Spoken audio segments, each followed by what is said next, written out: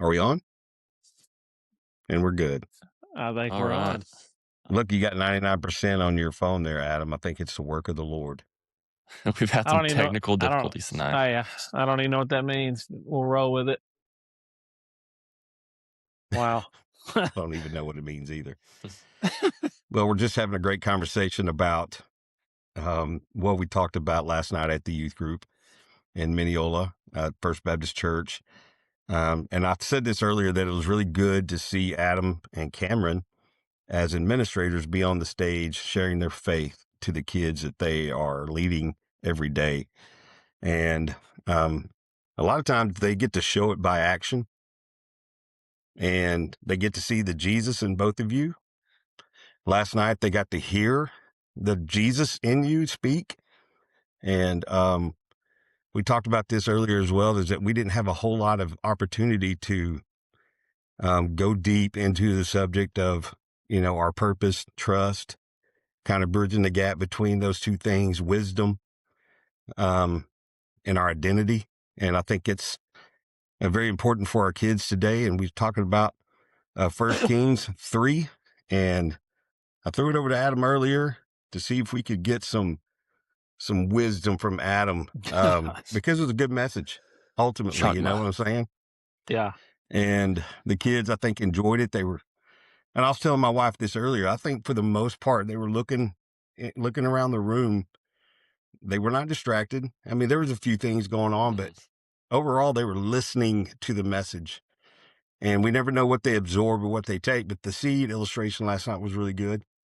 And you really like the way that looks, especially when a kid can visualize and see what's going on in that. Yeah. But kind of tell them about what we talked about.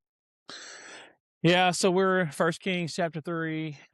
This is when Solomon essentially has received the throne, so to speak. He's the king, and he's a young child, somewhere between 10, 15 years old. And my idea here was the fact of kids don't know their identity. They don't typically know what their purpose is, and the world's telling them one thing, but they go to church or they're around good people, it seems like, and they're telling them something else. So how do they figure it out? Like, what is it? Why am I created? I've come from a broken home. Is this what life is about? I'm one of 5 siblings and I feel left out. Like they're just looking for connection. They're looking for those things. And so last night my main goal was just to show that, listen, you were created for a purpose. You were not an accident. God created you. In fact, when you were in your mama's womb, he knew who you were. And before that, Scripture tells us that. And, for me, my biggest point was the fact that Solomon, he could have asked for anything. God asked him, what is it that you want, essentially? And Solomon, at a young age, just said, I need wisdom. Now, he didn't exactly say that. He said, I need an understanding art, how to lead your people. And he's a young age, and that's what he asked for. He didn't ask for riches. He didn't ask for any of that. In fact, God tells him, listen, you didn't ask for that. So I'm going to give you that understanding heart on how to lead, and you're going to be one of the wisest men ever, and I'm going to give you all the riches and things. So it was just really an act of Solomon going, you know what, humbly going, I don't know what to do. For the kids today, I don't really know why I'm created. Lord, teach me, show me why I'm created, give me a purpose, And so Cameron did a great job introducing what we were going to be talking about before. I agree totally. So we called it pregame. So Cameron got up there and spoke boldly about purpose and identity and things like that. And then, of course, I said halftime was like the music. We did a couple songs. Who You Say I Am, Great That's a song, man. great It's song. great. I mean, it fit right in there. And then I was able to kind of, teach the lesson, but man, time flies. And I was scrambling and I'm looking at the slide going, I can't read all that. I don't have time. So I'm just like chasing rabbits and things like that. But, I'll just say this in verse 9, It says this, give your servant an understanding heart to judge your people, that I may discern between good and evil. Kids, adults, all alike struggle to discern between what is good, what is evil, what is the right choice, what is the wrong choice. What choice can I make right now that's actually good for me and my family? You know, it could be something simple as like a purchase. Like, is this really what I need? Or is it just a want? Is it just because I want something? Or is this, hey, this is going to glorify God? Am I going to use this to glorify God? For a kid, you know, they struggle with, is this a good decision or not? Because the world tells me, social media tells me this is. And it looks tasty, you know? It's like Adam, right? Adam and Eve. Golly. Very enticing fruit. But that fruit brought them shame to the point where all of a sudden they're like, whoa, let's put these fig leaves on because I'm ashamed of what I did, you know, and they go off and hide. And God knew where they were.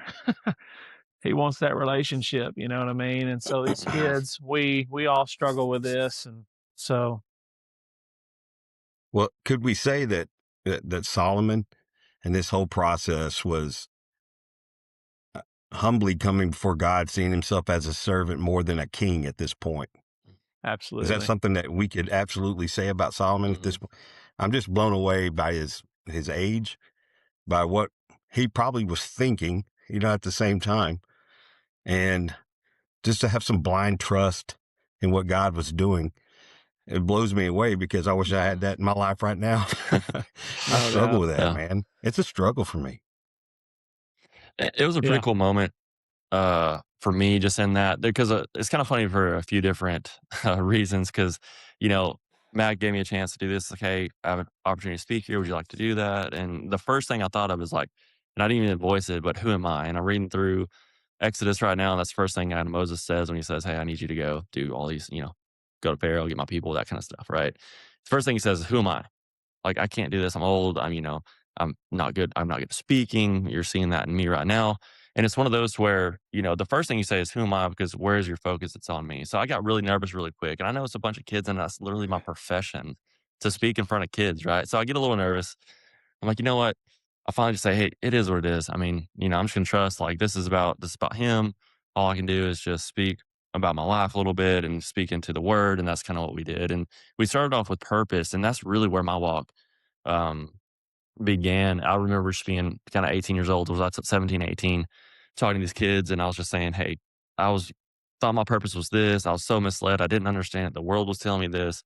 But then I started looking around my room one day, and everything that I saw, anything you can put your hands on, from, like, I have random stuff on my table right now, like a screwdriver, tape, a journal, pens, all this random stuff, right? Well, every single thing I looked at was like, man, somebody created that with purpose. Like, they thought about it. They had an idea about it. They probably had a blueprint, a draft, and they eventually created it and crafted it, and it serves a purpose. Literally everything, like the drywall, the paint, the roof, all of it. And then I started looking around. I'm like, well, what's my purpose? Like, why am I different? Why am I the only thing in here that the world's telling me, like, you don't really know if you have a purpose or not? And that's kind of where my walk began, anyways. So it was cool to be able to speak on that. And then kind of cut to a little bit more. It's just one of those when you kind of realize that it's you just have an opportunity to be obedient, is all it is. God does not need you. He gets, you know, he wants to have a relationship with you. He doesn't, his will is going to work out every time. So it was just an opportunity to be obedient, and turned out, I think, really good. And the second part was like, yeah, man, I'd like to do this. What do you want to talk about? He's like, maybe just purpose and meaning in life. And I'm like, how much time do I have? He's like, it's like a pregame, maybe 5 minutes. I'm like, okay. The entire purpose and meaning of life for all these students He had in like 5 2 minutes. All sheets right, of paper here we go. filled with Here we go. stuff too. And I prepare a little bit much sometimes. You'll learn about me a little bit, but it was a pretty funny moment. And that's why you have people around you, advisors and people who are like, hey, you know, that's a lot for 5 minutes, bud. You know, and that's why you know, was same with good. Solomon. You try to surround. It was good. I appreciate it. Really good But stuff. I'm so proud of you, man. Yeah. yeah. And then the kind of verse that I anchored on was one that specifically mentions, it depends on the version, destined or appointed to. 1 Thessalonians 5:9.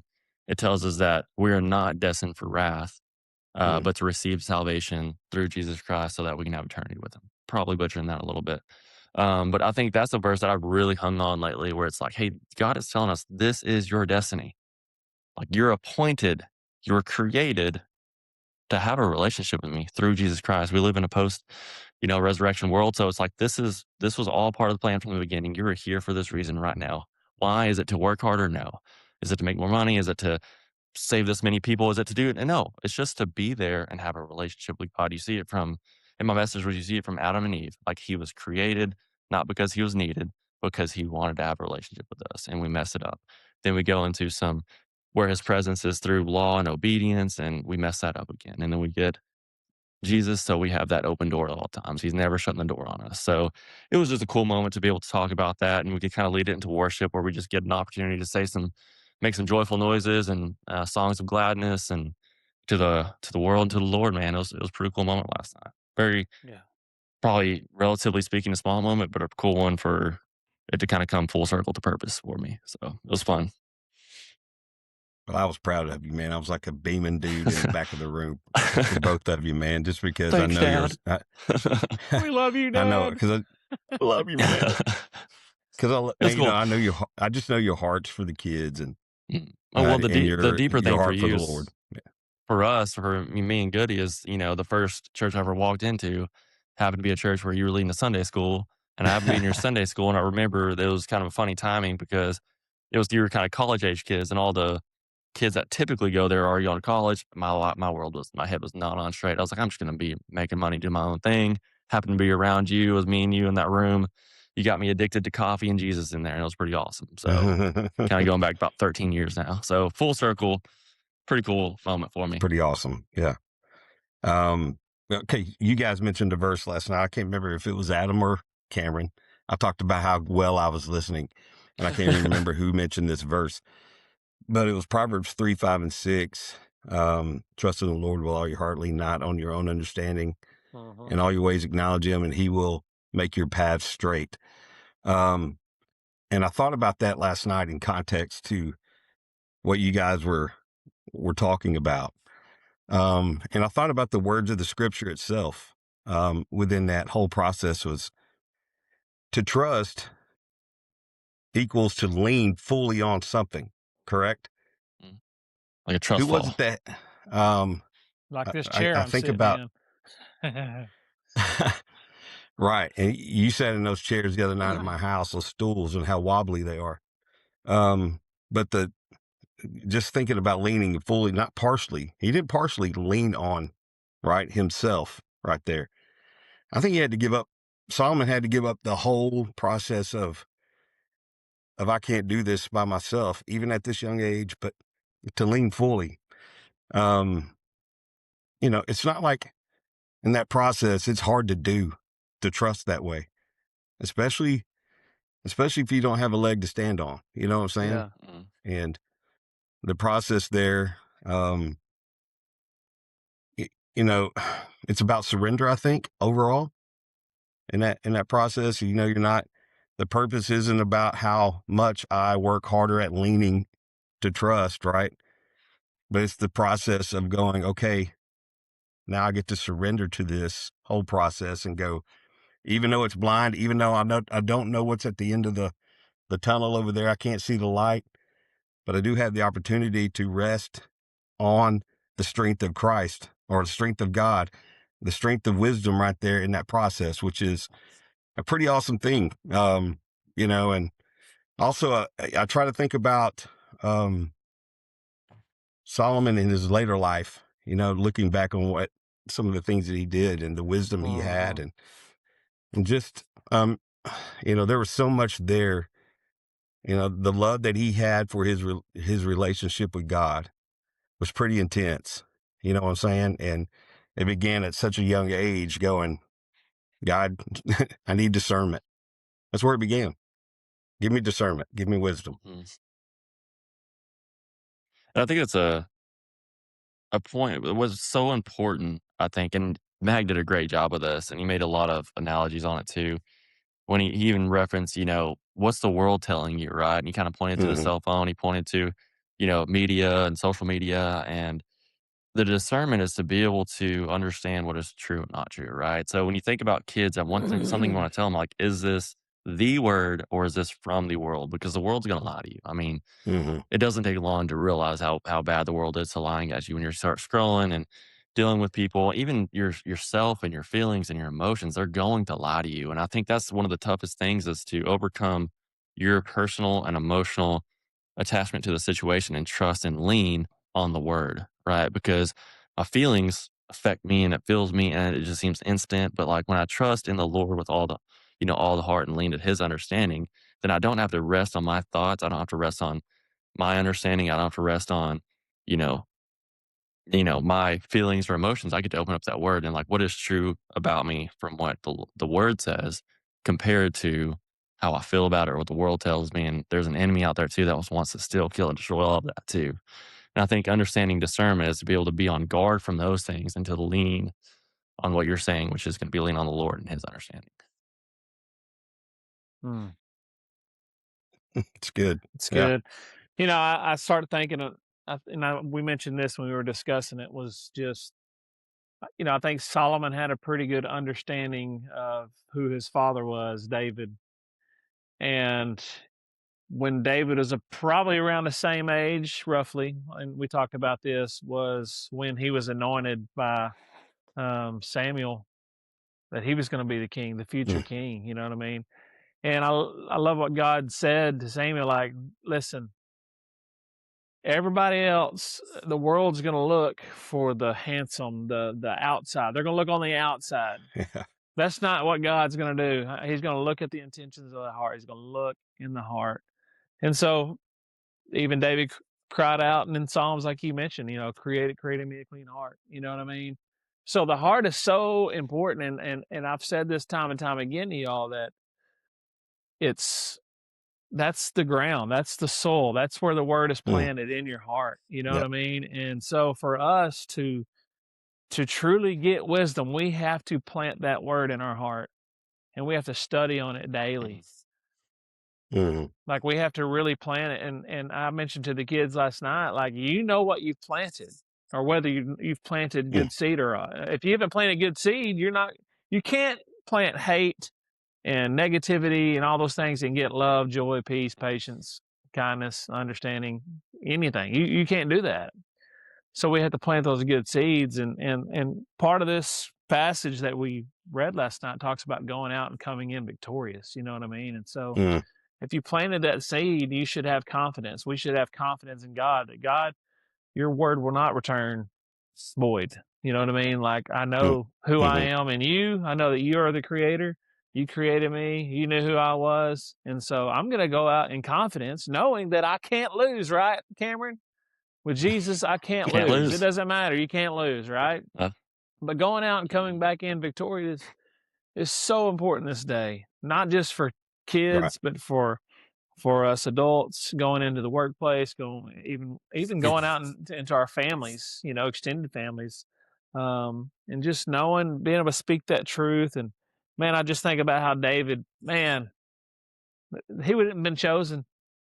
He's out there with all the sheep. You know what I mean? He would not have been the one that they would have chosen to, Yeah. be the king, the future king. You know what I mean?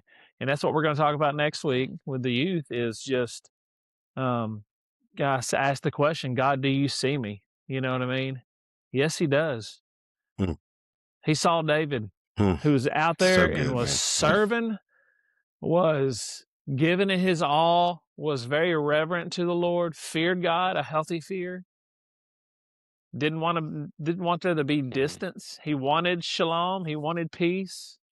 You know what I mean? And I Mm. just think, man, that's what we're after. We're after that peace. that's it. And I can't remember the verse. We talk, be anxious about nothing, but the prayer and supplication, make your request made known to Philippians, maybe. God. Yeah, maybe. You know, and the peace of God, which surpasses all understanding, will. I can't remember. I'm think I'm tying a couple of verses together, but I just think that it's that peace that we're after, that relationship with God, and knowing that, man, we get to tap into that. The vine and the Mm. branches. I think about John 15, the vine and branches, and I think, man, we get a chance to be a part of that. Last week or whenever we had our last podcast, we talked about being plugged into the source and the branches coming off, and we knowing what's good, what's bad, and removing what's bad. So in our soul, we know what's good, what's bad. You know what I mean? And so for our kids, we just need to let them know, man, what their purpose is. Not that we can tell them, hey, here's your purpose, but we got a pretty good idea of what God would say their purpose is. You know what I mean? And we have a chance to build them up in that and give them some tools, give them some visions, give them some ideas. You know what?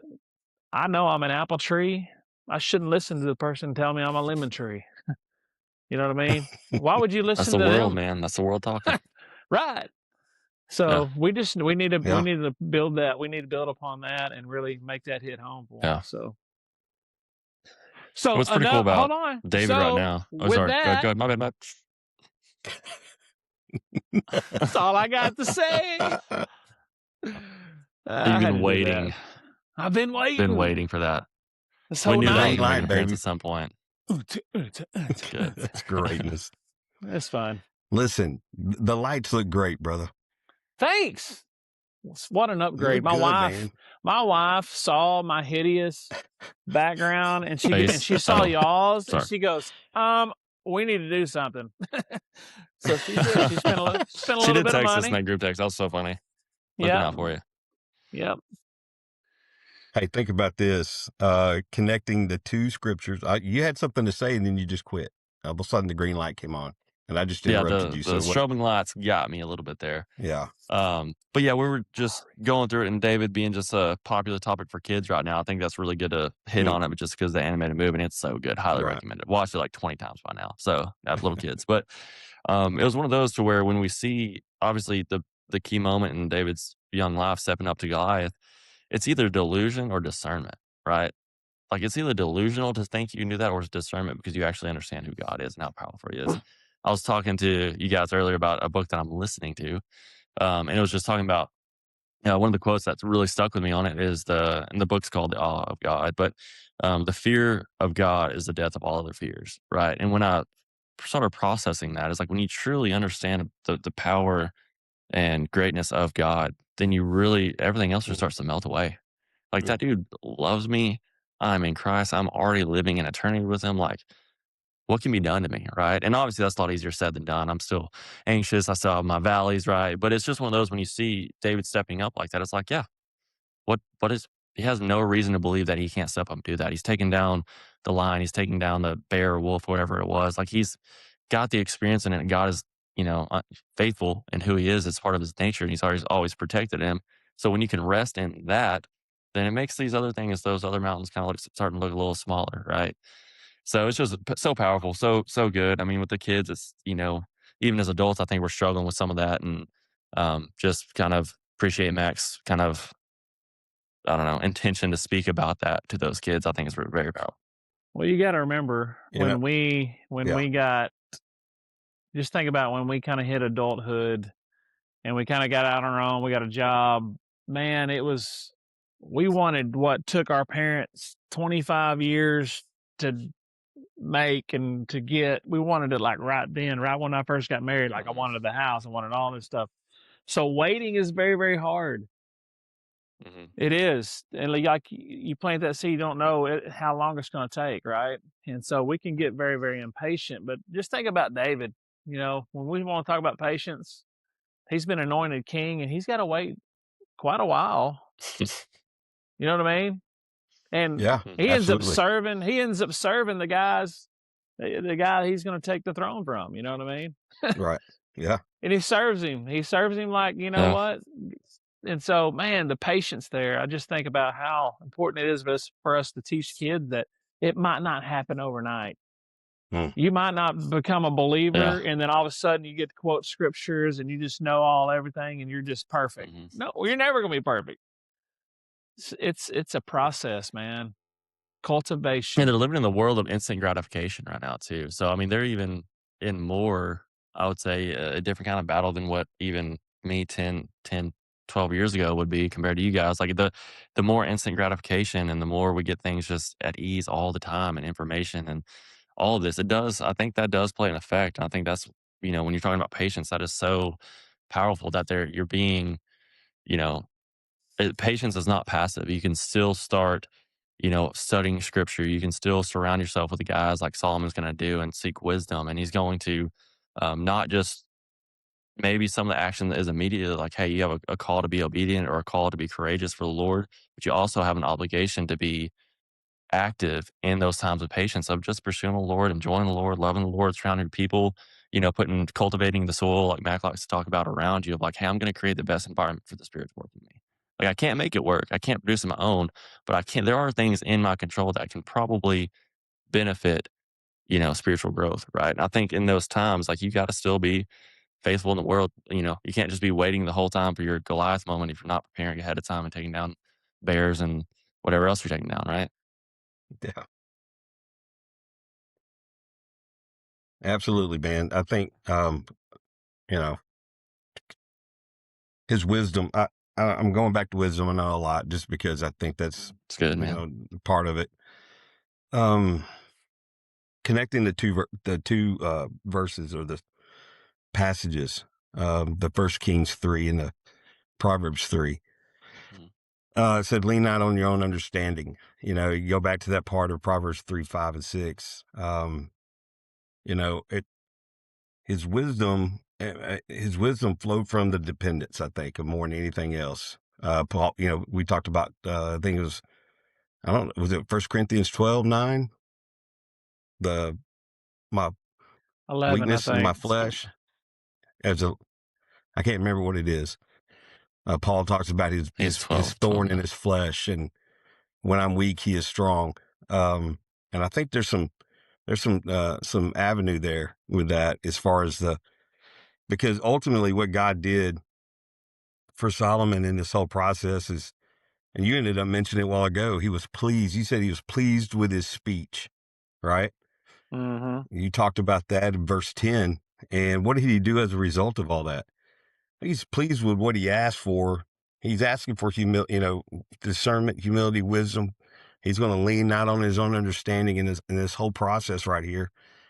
And then what happens as a result? He gave what? More than he asked for in abundance. Yep. We talk about John 10:10, the thief comes to steal, kill, and destroy. Jesus says, I come to give you life and give it life abundantly. And I think that's that's available in the process. It causes us, for me, it causes me to go, okay, God, I can't rely on myself. The selfishness, and it says, lean not on your understanding, but all your ways, acknowledge him. I think about all the times I've relied on my own muscles to get through life. Yeah. You know what I'm saying? And in the process of trying to think how strong I am, I think I'm good at all this stuff. And I'll go back to an example I probably talked about before, but it's just a quick remembrance of how what God did for Solomon at that point is he allowed him to build this trust up. In other words, he was able to go, deep breath. Now I can rely upon God for life. I remember being in the truck and in the cab of my dad after he bailed me out of jail for that ticket. Okay. And just he reminded me, criminal. because I know it, Criminal. man. And so I'm such a bad person. You bad But boy. you think, bad boy. Bad boy. Here,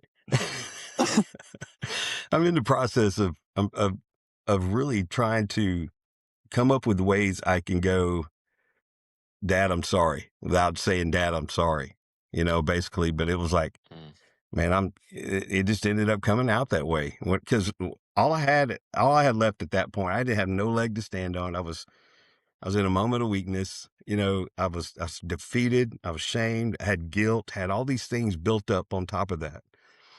And one of the realities of that situation was I just ended up going, I'm just going to say I'm sorry. And I got to that point where I was like, Dad, I can't, there's no way, I'm sorry, man. There's no way I can pay you back. And what was his response? Well, I think it's like what God did in a human illustration. It's a little bit of what God did for Solomon right there. Is he said, son, I love you. I'm here to get you out of situations you can't get yourself out of. And that was to me, it allowed me to lift my head. allowed me to breathe easier in the truck with it because I was really fearing the man.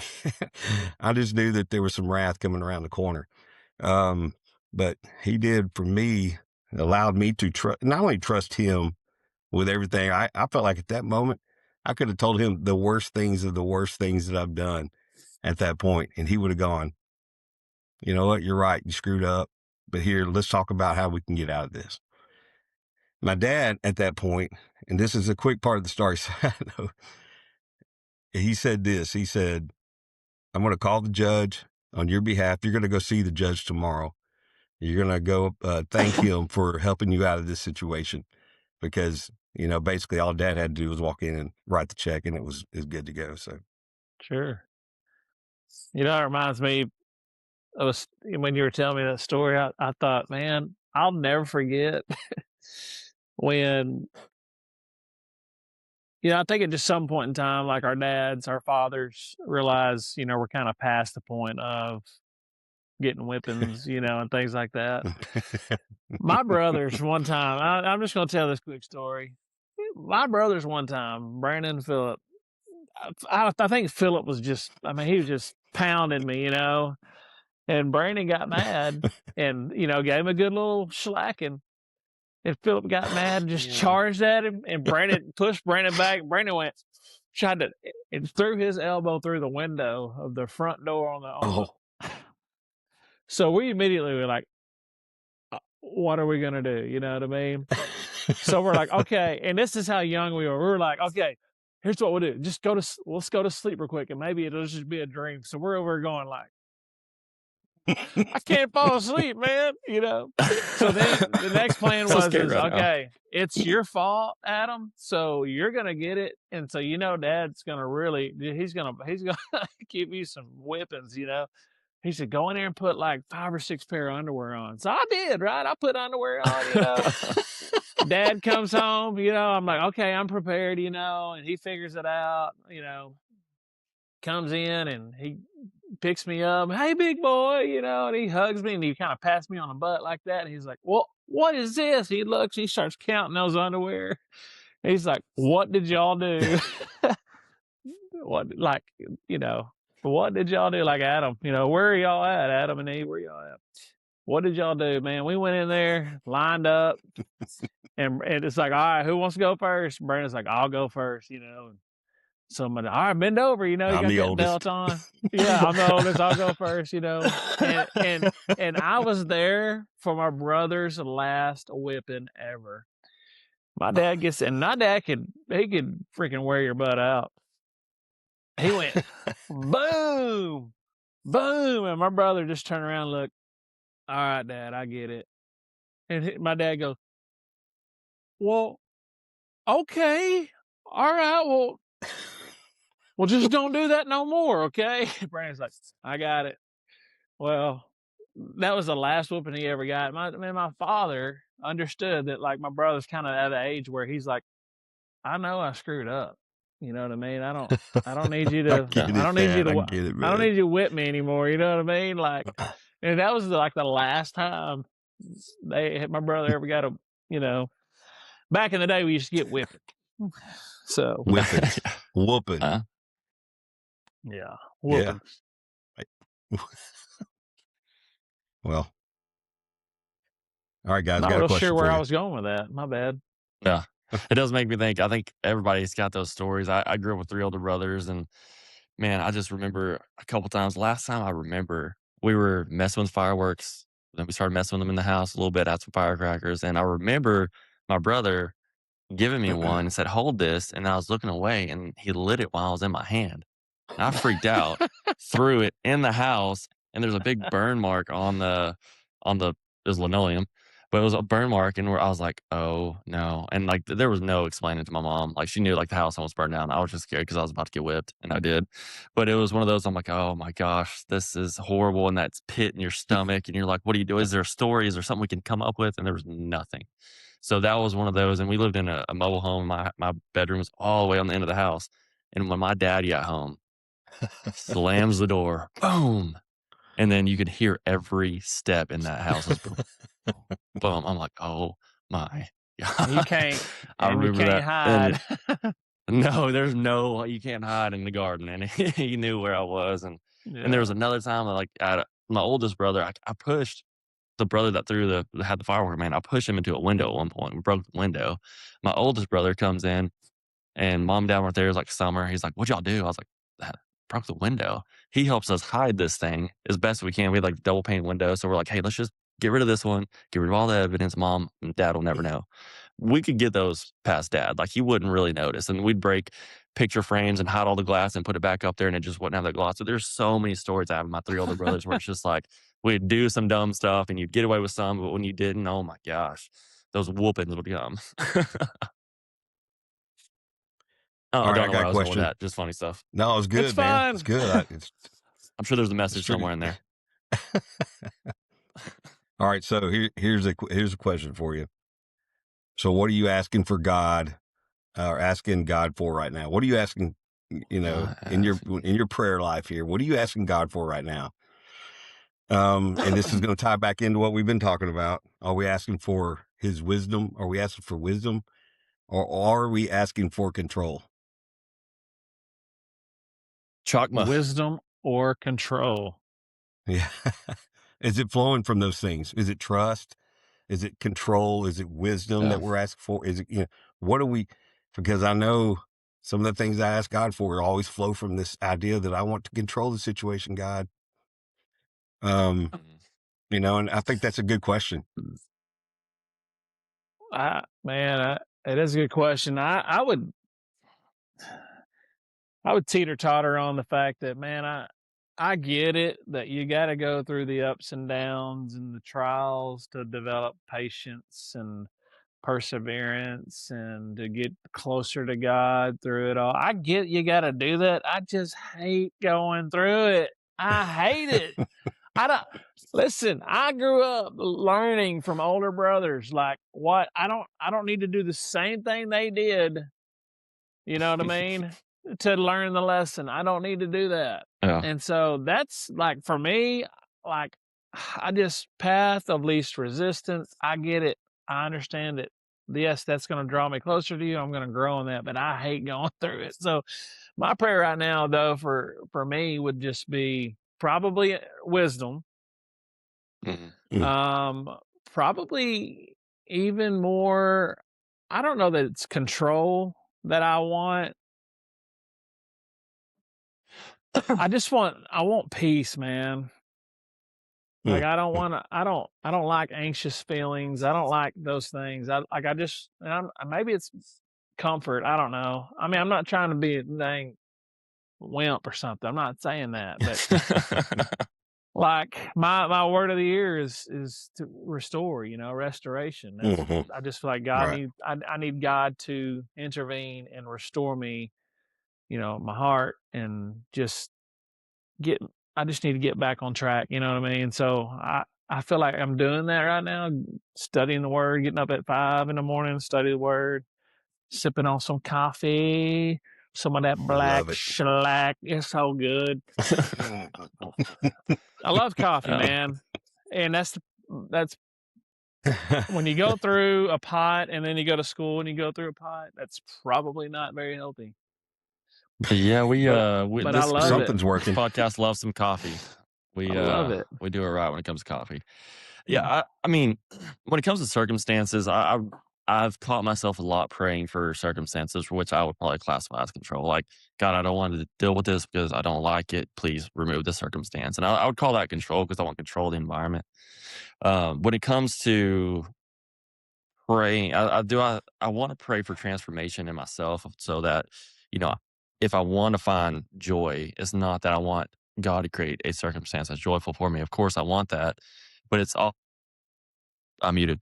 It's also that I want to find joy, pure joy when I'm facing all trials, right? So it's one of those where, you don't want to say careful what you pray for, but you do have to think about the idea. Like, if you want to pray for courage, right? If you want to be courageous and you want to compare that to David, like he steps up to Goliath, since that's kind of what we're talking about, or going into every battle victorious, like, you want to be courageous, the first thing you have to be is scared of something, right? So to prove that you have courage, you have to be terrified of something and still act anyways. So if you want to, pray to be obedient, it's more you're praying to be obedient when it's difficult.